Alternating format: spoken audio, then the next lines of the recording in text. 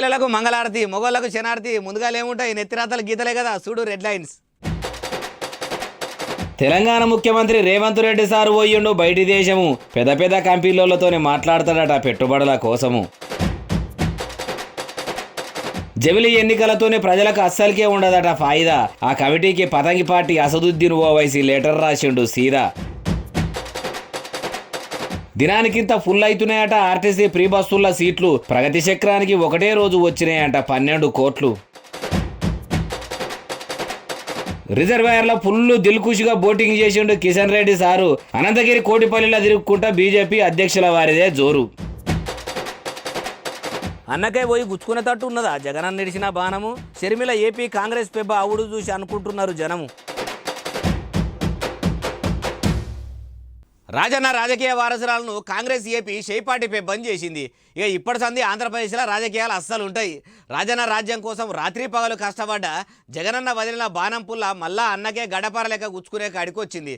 మరి బాధ్యతలు ఎప్పుడు ఇచ్చిర్రు, ఏం కథ అంతా అరుచుకుందాం పరి. ఏఐసీసీ లెటర్ హెడ్ మీదనే పేరు గుద్ది మరీ పేరు రాసి ఇచ్చినాక ఇంకా అనుమానం ఏముంటది? ఇక ఇప్పటి సంది మొన్నటిదాకా తెలంగాణలో పొద్దు పోయినట్టు తోడబుట్టిన అన్న మీద ఇప్పటి సంది పోరాటం చేస్తుంది అన్నట్టు. పంక పార్టీ పాపాల లిస్ట్ అంతా తయారు చేసి ప్రజల ముంగడ పెడతదేమో. మరి మీ అన్న అప్పట్లో జైల్లో ఉంటే జగనన్న ఇడిచిన బాణం పుల్లను అనుకుంటా వచ్చినావు కదా, అన్నకు అధికారం అప్పచెప్పి అవతల పడితివి. ఇంట్లో ఏమనుకున్నారో ఏవో మీరు మళ్ళా ఇందిరమ్మ పార్టీలో చేరి ఇట్లా మా దగ్గరికి వచ్చినావంటే అదంతా రాజకీయం అంటదో, ఈ త్యాగాలన్నీ జనమైన మీకోసమే చేసుకుంటా వస్తున్నా అంటదో ఏమో. కానీ అన్నను అధికారంలోకి ఎక్కిండ్రని పాదయాత్రల పలికిన షర్మిలక్క ఇప్పుడు మా అన్నను గద్దె దించవలసిందే అని గర్జిస్తదా ఏమో చూడాలే. ఉదికు కొడుకు పెండ్లి పనులల్లో ఉంటే షర్మిలక్క చేతికి ఇప్పుడే ఏపీ కాంగ్రెస్ పెబ్బగా అంత పెద్ద బాధ్యత ఇచ్చే. ఏపీలో కానరాగుంట అయినా కాంగ్రెస్ పార్టీని ఈమె పనితనంతోనే కానేతట్టు చేస్తదా? మరి చెల్లె షెయి పార్టీ తరపున ప్రశ్నిస్తుంటే కూడా అన్న ఏమన్నా సమాధానం చెప్తాడా ఏమో. అన్ని కూడా ముంగడనే తెలిసేటట్టున్నాయి అంటున్నారు ఈ ముచ్చట తెలిసినోళ్ళు. సీఎం రేవంత్ రెడ్డి సారు బయటి దేశం స్విట్జర్లాండ్ పోయిండు. మళ్ళీ ముఖ్యమంత్రి అయినాక మనం ఉంటున్న మన రాష్ట్రానికి చీఫ్ మినిస్టర్ అయినాక మొట్టమొదలు వస్తున్నాడు కాబట్టి మంచిగా ఎదుర్కొందాం అనుకుర్రట అక్కడ ఉంటున్న తెలంగాణలో. మరి అనుకున్నట్టే సార్ను ఎదుర్కపోయిర్రా, మర్యాదలు కూడా ఎట్లా చేసిర్రు, ఏం కథ మొత్తం తెలుసుకుందాం పరి. ఎయిర్పోర్ట్లో అడుగు పెట్టుడుతోటే దావోసులున్న మనోళ్ళు సార్ను దగ్గరుండే దురుకుర్రు. పూల గుత్తులు చేతుల పెట్టి శాలువాలు కప్పి సన్మానం చేసిర్రు. అటెనక సిక్కి పెద్ద పెద్ద కంపెనీల తాని పోయి కొద్దిగంతసేపు మాట్లాడిండు. పెద్ద పెద్ద పెట్టుబడులే తెచ్చేటట్టున్నాడు, లేకపోతే అన్ని దినాలు టూరు పెట్టుకుంటాడా అన్నట్టు. ముఖ్యమంత్రి అయినాక మొట్టమొదలు పోయిన దేశం ఇదే. రేవంత్ రెడ్డి సారు మన తెలంగాణ బతుకు గురించి ఆడ వివరిస్తే బయటి దేశాలకు బైర్లు గమ్మాలే. మీ మాటలిని కంపెనీలు పెట్టేటోళ్ళు ఏం ఆలోచించకుండా మీ వెంటనే వచ్చేటట్టు మాట్లాడుర్రి. చాలా పెద్ద కంపెనీలనే మన రాష్ట్రంలో ఫ్యాక్టరీలు పెట్టేందుకు తీసుకురండి. చిన్న చిన్న కంపెనీలో అయితే మళ్ళా మనల్నే బాకీ అడిగితే మనం ఏడికెళ్ళి తెచ్చిస్తాము. పెద్ద పెద్ద కంపెనీలో అయితే పైసలు పెద్దగా లెక్క చేయరు, పెట్టుబడి పెట్టేందుకు కూడా వెనకకు పోరు. ఇక ఆ కంపెనీల కథ జల్దిన ఉడగొట్టుర్రి. మీ గురించి ఎయిర్పోర్ట్ లో ఎదురు చూసుకుంటా ఉంటామంటారు. మీరు తెచ్చే కంపెనీలతో నిరుద్యోగుల బతుకులు బాగుపడతాయి అనుకునేటోళ్ళు. జమిలి ఎన్నికలు వద్దంటే వద్దు అని జిద్దు మీద ఉన్నాడు పతంగి పార్టీ పెబ్బ అసదుద్దీన్ ఓవైసీ. ఎవరైనా ఎలక్షన్లు పెడతామంటే పెట్టిండ్రి అంటారు కానీ ఈయనేంది పెట్టబోయే ఎన్నికలు పెట్టకమంటాడని అనుకుంటారు కదా. జమిలి ఎలక్షన్లు పెడితే జరంతా ఆగమే ఉంటుందట. అదేం కథ మొత్తం చెప్తా పారి. జమిలి ఎన్నికలంటే చాలా మందికి తెలియదు. అసలైతే ఒక్కొక్క రాష్ట్రంలో ఒక్కొక్క ఏడాదిలో ఎన్నికలు జరుగుతాయి కదా. తమిళనాడులో ఒక పారి, అరుణాచల్ ప్రదేశ్లో ఒక పారి, మధ్యప్రదేశ్లో ఒక పారి, కర్ణాటకలో ఒక పారి. ఇట్లా ఏ రాష్ట్రానికైతే లీడర్ల పదవుల కాలము ఎట్టెట్లా దగ్గర పడుతుంటే అట్టట్లా జరుగుతుంటాయి కదా. అగో అట్లా జరిగే ఎన్నికలు అన్ని కూడా ఒకటే పారి ఒకటే మోక మీద జరిపిస్తారు. అంటే తెలంగాణ రాష్ట్రంలో మొన్న అసెంబ్లీ ఎన్నికలు జరిగే, కొన్ని రాష్ట్రాల జరగకపాయే. ఈ జమిలి ఎన్నికలు వస్తే మట్టుకు అట్లా వేరు ఉండయి. ఒక్కటే పారి షెడ్యూలు నోటిఫికేషన్ విడుదలైతే ఒకటే తారీఖు నాడు ఎలక్షన్లు జరుగుతాయి. అట్లా చేస్తే చాలా తక్లీఫులు ఉంటాయి. జరిగిన దగ్గర కూడా మళ్ళా ఓట్ల పండుగ చేస్తే దండ ఖర్చు తప్పితే జనంకు దక్కేది ఏముండదని జమిలీ కమిటీకి మ్యాటర్ ప్రిపేర్ చేసి లెటర్ రాసిండట. మరి ఆ కమిటీ పెబ్బ మాజీ రాష్ట్రపతి రామ్నాథ్ కోవింద్ సారు ఆ లేఖ చూసినాక ఏమంటారో చూడాలి. బస్సుల మంత్రిగా పొన్నం ప్రభాకర్ అన్న బాధ్యతలు ఎత్తుకున్న గడియనే బాగున్నదో, బస్సుల జాతకమే బలంగా ఉన్నదో ఏమో కానీ ఆర్టీసీ ప్రగతి చక్రానికి ఆమ్దాన్ అంటే ఆమ్దానేనట. ఫ్రీ బస్సుల తింపుకుంటేనే బాగానే ఆమ్దాన్ని సంపాదిస్తున్నారు. ఆర్టీసీ పెబ్బ సజ్జనార్ సార్ కూడా చెప్పిండు. దానికి తగ్గట్టు సంక్రాంతి పండుగ వచ్చుడుతోనే రొట్టె ఇరిగి నెయ్యిల పడ్డట అయిందట. 3 దినాల బట్టి ఎంత ఆమ్దాన్ వచ్చిందో ఆర్టీసీ అధికారులు చెప్పారు. ఎంతనో చూద్దాం పరి. మరి ఇన్కమ్ రాదా? ఎన్నడెక్కనోడు ఎద్దెక్కితే ఎద్దుకు ఏమో అయినట్టు ఎన్నడు ఎక్కని మహిళలు కూడా ఎక్కే లెక్క వరకల్లా ప్రగతి చక్రానికి పైసలే పైసలు ఆమ్దానే ఆమ్దానట. జనవరి 13 తారీఖు నాడు ఒక్కరోజే 52,08,000 మంది ప్యాసింజర్లు ఆర్టీసీ బస్సుల ప్రయాణం కట్టిరట. ఆ ఒక్కరోజు టిక్కెట్లన్నీ లెక్కలు పెడితే 12 కోట్ల రూపాయలు వచ్చినాయట. అలా ఆడోళ్ళు మొగోళ్ళు ఎంతమంది అంటే 31 లక్షల మంది అట. అంటే అటు ఇటు సగం మొగోళ్ళు సగం ఆడోళ్ళు ఎక్కిండ్రు అన్నట్టు. ఫ్రీ టిక్కెట్ల పైసలు అయితే కోట్లు దాటిపోతున్నాయట. ఉచిత ప్రయాణం లేనప్పుడు మాత్రము సిద్దిపేట కరీంనగర్ అని జూబ్లీ బస్టాండ్ల కండక్టర్లు డ్రైవర్లు మైకులు పట్టుకొని పిలిచిన ఎక్కకుండా పోయినోళ్ళు ప్రయాణంగానే ఎక్కబట్టిరి. మరి ఏ శాఖల పైకాన్ని ఈ డిపార్ట్మెంట్లకు మలుపుతుందో ఏమో. ఉచిత ప్రయాణం హామీ ఇచ్చిన కాంగ్రెస్ వాళ్ళకే తెలవాలంటారు ఈ ముచ్చట తెలిసినోళ్ళు. తెలంగాణ కమలంపు పెబ్బ కిషన్ రెడ్డి సారు సంబుర వాడుకుంటా బోటింగ్ చేస్తున్నాడు. మొన్నటికి మొన్న పాలమల్లారెడ్డి పడవల ఎక్కి పొట్టు తిరిగిండు. ఇప్పుడు కిషన్ రెడ్డి సారు ఎంజాయ్ అంటే ఎంజాయ్, రాజకీయ నాయకులదే ఎంజాయ్. ఎవ్వలకు కూడా వాళ్ళకు ఉన్నంత ఎంజాయ్మెంట్ ఉండదు కావచ్చు. వరవ్వ జాకెట్ వేసుకొని జాలీగా బోటింగ్ చేస్తున్నాడు. ఎప్పుడు సీరియస్ గా మీడియా మైకుల ముంగట మాట్లాడే కిషన్ రెడ్డి సారు అట్లా చిరునవ్వులు చిందించుకుంటా బోటింగ్ చేస్తుంటే భారతమాత బిడ్డల కాన్ నుంచి బడుగు బలహీన ప్రజల దాకా తారీఫు చేస్తున్నారు. ఏడనంటే వికారాబాద్ జిల్లా కోటిపల్లి రిజర్వాయర్ల అన్నట్టు అనంతగిరి పర్యాటక కేంద్రాన్ని డెవలప్ చేసేందుకు 100 కోట్ల రూపాయలు సెంట్రల్ సర్కార్ నుంచి శాంక్షన్ చేయిస్తాడట. అంతేకాదు దేశంలో చాలా ఇటువంటి టూరిస్టు స్పాట్లు ఉన్నాయి, అన్నింటినీ కూడా కోట్ల రూపాయలతో అభివృద్ధి చేస్తాం అనుకోవచ్చుండు. చెయ్యాలా సార్, చేయకపోతే బాగుండదు కదా. ఎంత అభివృద్ధి చేస్తే అంత మంచిది మనకే. బస్సుల మంత్రి పొన్నం ప్రభాకర్ అన్న యములాడ రాజన్న దర్శనానికి పోయిండు. మరి రాయేశ్వరి దర్శనం మంచిగానే అయ్యిందా? లడ్డూ ప్రసాదాలు పులిహోర పొట్లాలు తీసుకున్నాడా? మొక్కలను మంచిగానే ముట్ట చెప్పిండా? ఎట్టెట్ల దర్శనం అయిందో ఏం కథనో అంత అరుచుకుందాం పారి. చలో వేములవాడ. రాజన్న గుడి ముంగడికి రాగానే చెట్టు చేతుల్లో పెట్టి అక్కడ చేయిపాటోళ్ళు ఎదుర్కొండ్రు. మంత్రి వస్తుండని ముందుగానే మ్యాటర్ లీక్ అయినట్టున్నది. మాలస్క మందే గుమిగి ఉన్నట్టున్నారు కదా. రాజన్న దర్శనానికి వచ్చిన భక్తుల కంటే కాంగ్రెస్ లీడర్లే ఎక్కువ ఉన్నట్టున్నారు కదా. గుడి అయ్యవార్లు మంత్రాలు మంచిగా చదువుకుంటా పూర్ణ కుంభంతోని ఎదురుకపోయిండ్రు. ఇక ఎప్పటి సంది మొక్కున్నదో కోల్యాగని కట్టేసి మొక్కపై చెప్పిండు. కళ్ళు మూసుకొని స్వామివారి సన్నిధిలో రాజన్నను తలుసుకుండు. అంత భక్తిగా కూర్చున్నాడంటే మళ్ళా బలమైన మొక్కు ఏదన్నా మొక్కుకొని ఉంటాడు కావచ్చు. ఇక అట్లా పోయి ఇట్లా రవాణా మంత్రి రాజన్న దర్శనం చేసుకుండు. మరి బస్సులనే ప్రయాణం కట్టిండా అంటే కార్లనే పోవచ్చు అంటూరు. సార్ కాన్వాయ్ పోతుంటే చూస్తున్నోళ్ళు. ప్రధాని నరేంద్ర మోడీ సారు పరమ భక్తుడు అన్న ముచ్చట ఎరుకున్నదే కదా.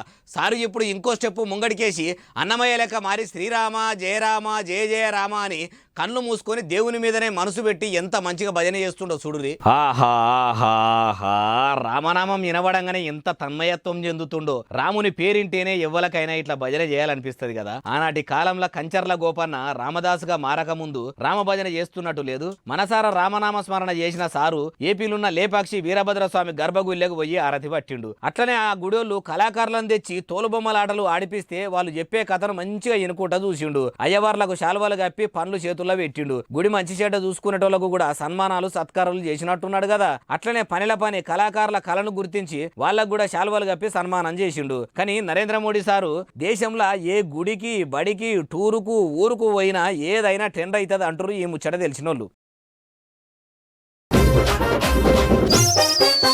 ముస్లిం మతంలో ఉండే ఒక ఆమె అయోధ్య రాముని మీద పాట పాడి సోషల్ మీడియాలకు ఇడిచిపెట్టింది. ముస్లిం అయ్యుండి కూడా ఆమె రాముని మీద పాట పాడు చూసి అందరు తారీఫు చేస్తున్నారు. కామెంట్లు కావాల్సిన వస్తున్నాయి, లైకులు లక్షల కొడుతురు. అంత మంచిగుందట మరి పాట. మీరు కూడా నుండి मड़ी चौखट टुरका आज 4 धाम आए दिन मड़े राम आए दिन अम्मा सीता नाल आए दिन प्रा लक्ष्मण होर भक्त हनु मान आए दिन बजाओ टोल स्वागत बीच मड़े कार राम आए दिन. వారెవ్వ గొంతు కూడా సూపర్ ఉన్నది. అంత మంచిగా వాడిందంటే ఆమె సింగర్ అయి ఉంటది అనుకుంటారు కదా. అనుకునుడేంది, నిజంగా ఆమె పాటలు పాడటామనే ఇంత మంచిగా వాడినాక వినరా. మళ్ళా ఇక్ష్వాకుల తిలకుని పాట ఇంత మంచిగా వాడింది కాబట్టి ఇంటర్నెట్ లో ఇప్పుడు ఈ వీడియో రామ మందిరంలో 22 తారీఖు నాడు చేసే ప్రాణప్రతిష్ఠ ఏర్పాట్ల లెక్కనే ఇరుగ ఉరుకుతుంది అన్నట్టు ఈమె మొదలు ఈ పాటను హిందీలో వాడిందట. యూట్యూబ్ లో ఇడిచిపెడితే మస్తు పాపులర్ అయిందట.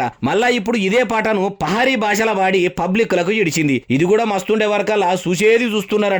అవుగాని ఈమె గురించి చెప్పలేదు కదా. పేరు సయ్యద్ బటుల్ జహ్రా, జమ్మూ కాశ్మీర్లో ఉంటది.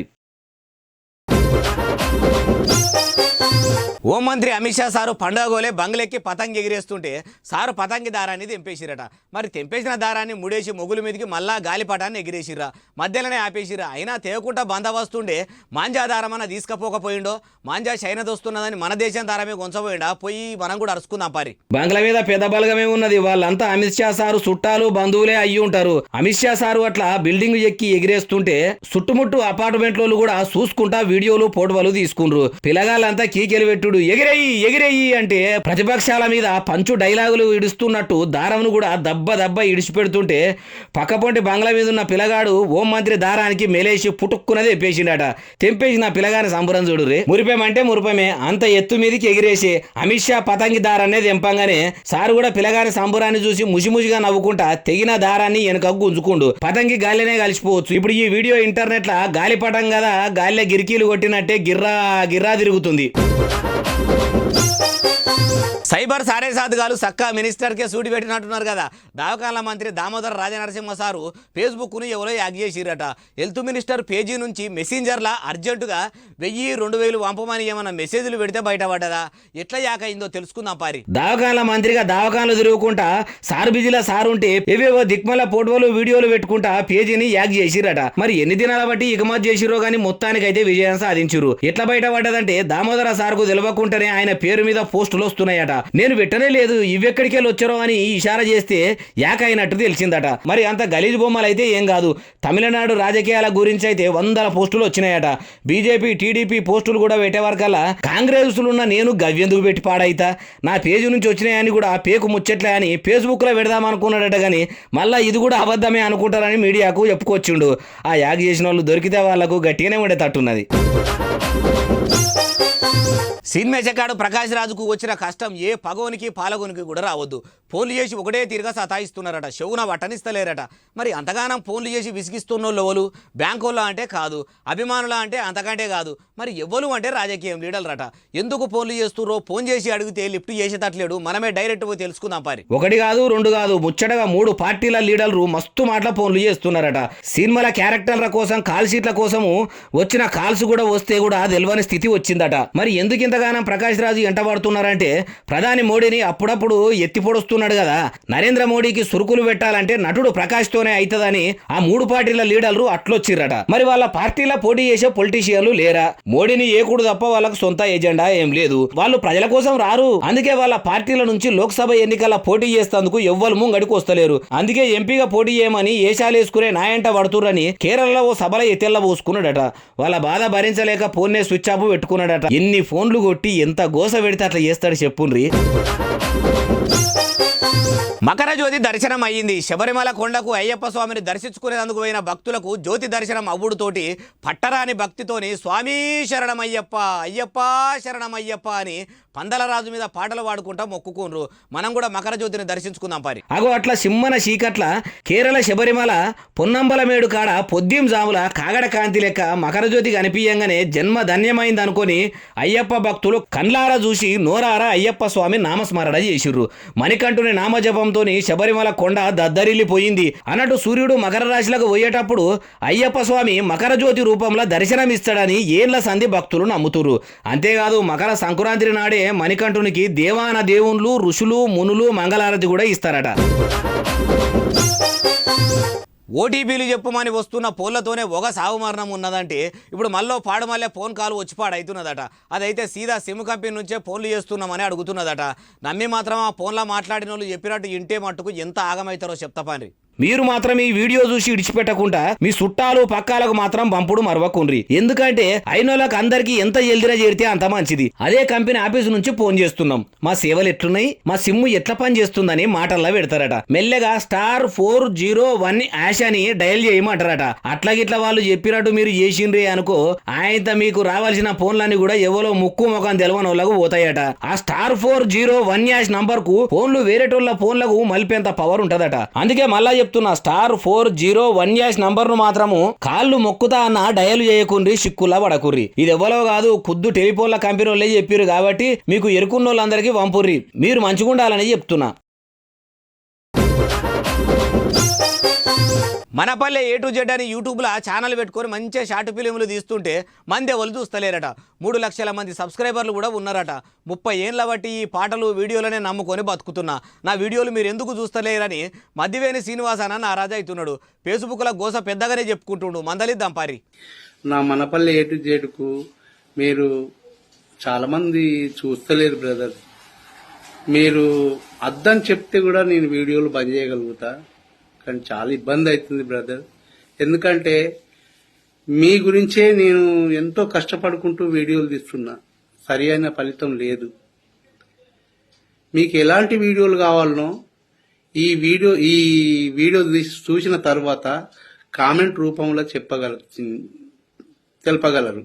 కళ్ళ నీళ్లు పెట్టుకున్నాడు ఒకటే తక్కువ, కడుపుల బాధంతా ఎల్లబోసుకుండు. ముందొచ్చిన చెవుల కంటే వెనుకొచ్చిన కొమ్ములు వాడి అన్నట్ట అయిందట. పుట్టశెత్తి రోలే పుట్టుకొస్తున్న కొత్త యూట్యూబ్ ఛానళ్లతోని కూడా కొంత పరిశానే ఉన్నదట. కృషి తాతను బొచ్చడి ఛానల్లా కృషిచేసి కూర్చుండబెట్టింది. పల్లెటూరు పిల్లగాడు పల్లవి ప్రశాంత్ను బిగ్ బాస్ లకు పంపింది. ఎవలను ఎప్పుడు లావడతదో ఎప్పుడు కిందికి ఎత్తేస్తుందో తెలియకుండా ఉన్నదంటున్నారు ఇప్పటికీ కష్టపడి క్వాలిటీ కంటెంట్ తీయాలనుకునే యూట్యూబర్స్.